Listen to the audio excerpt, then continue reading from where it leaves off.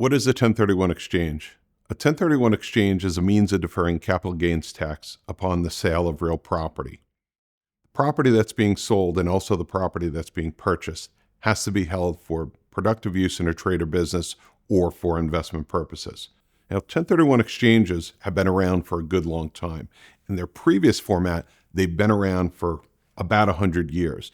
And in that format, it was actually a swap. I had property you want, you had property I want. Let's make that exchange. Let's actually swap property. The current form of exchange, which has been around since 1984, the actual 1031 exchange code as part of the Internal Revenue Code, you don't have to actually swap.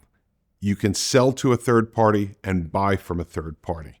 It is the documents and the use of a qualified intermediary that create the transaction. So if you sell property and take those proceeds to buy replacement property, another property, without involving a qualified intermediary and without the 1031 exchange documents, what you have is a sale, a taxable sale, and then a purchase with after-tax dollars.